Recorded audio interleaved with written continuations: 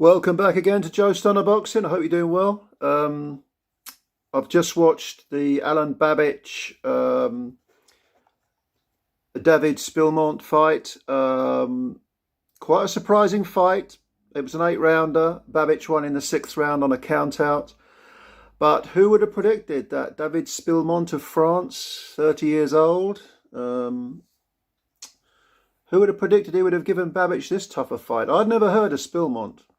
I don't think many people had, to be honest, but I looked at his box record. That was Babic's 4th fight this year, but Spilmont, it was his 5th. So Spilmont, although he took this fight at short notice, he'd been active. Whether he's actually in shape, no. No. He had this big... He came in at 250 something, around about 250 mark.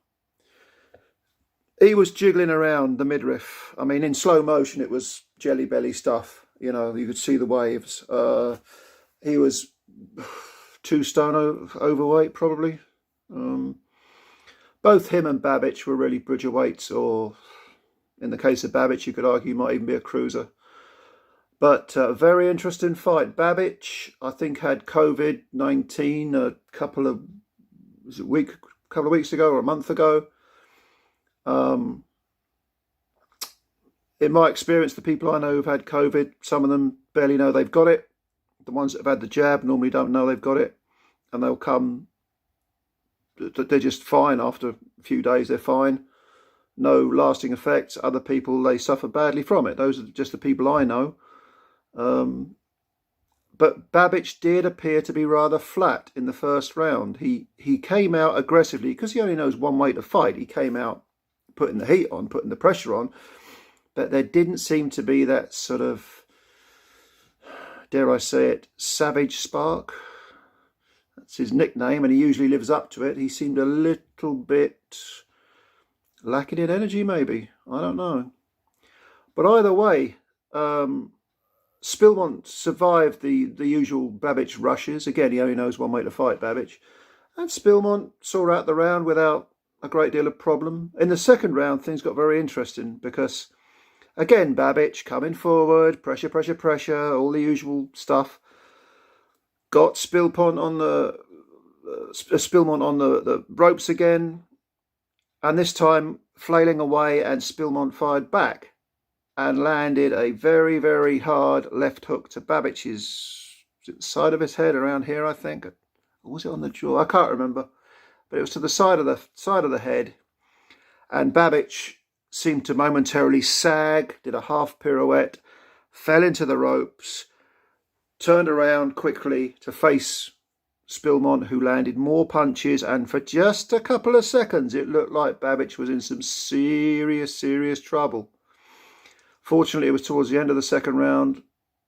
The bell went, and in the 3rd round, back comes Babic. Spilmont, because of his conditioning, probably by the 4th was knackered, took a count, and then just seemed to run out of steam.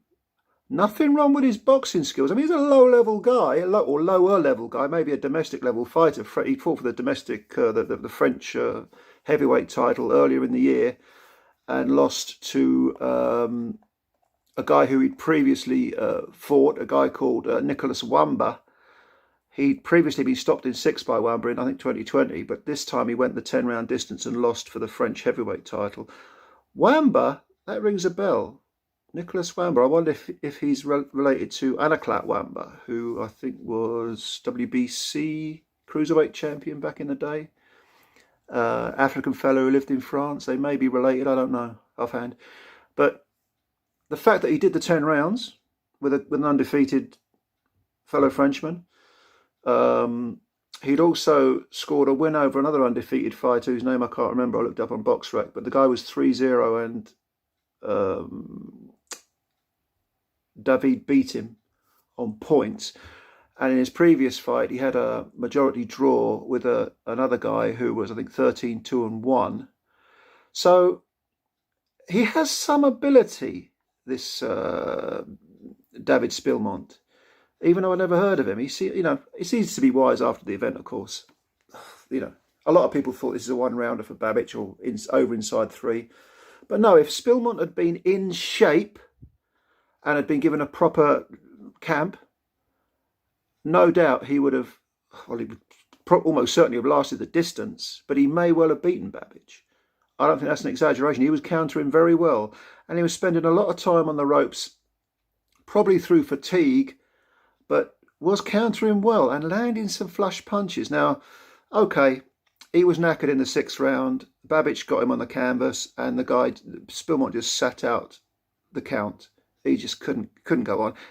He was cut as well. There was blood all over his face, and he sat out the count. But you know, you do wonder with some of these guys who you've never heard of, if they'd had proper camps, proper conditioning, and proper backing, maybe they could be more than they first appear. But he needs to lose some weight, seriously, this Spilmont. As for Babic, there's talk of him fighting for the Bridgerweight title. The Bridgerweight division only exists with the WBC, and the current champion is Oscar Rivas. Rivas would chew Babic up. I mean, unless Babic landed some Hail Mary punch, you know, over 12 rounds, Rivas is going to beat the crap out of Babic. Babic is a lot of fun, and he's become a cult figure, but he's not, there's no real technique there. He's not tearing up any trees at any higher level. He's fun to watch, a lot of fun to watch, but nah. If he boiled himself down to cruiserweight, could he make a splash? I don't think so, not really. But he's a lot of fun. He's a cult figure. He's like a sort of much thinner, much lighter, much better conditioned Butterbean. And I'll carry on watching him. It's good. It's entertainment, isn't it? And entertainment is what we ultimately look for. So, did you see the fight? What did you think? What's next for Babic? 4 fights this year. Wants to crack on next year. Do you see him going anywhere? Do you see him? What do you think should be his next move? What path should he go down? Bridgerweight, cruiserweight, stay at heavy, just make a bit of money maybe, and rule out winning world titles or anything beyond that, or anything, even European titles? I don't know. You tell me. Leave your comments below. Thanks for watching, as always. If you're new to the channel and you could subscribe, please subscribe to the channel. I'm trying to get the numbers up, build a nice little boxing community here. But thanks for watching, and next up we got Parker Del Boy, the rematch. So let's see how that goes. You take care.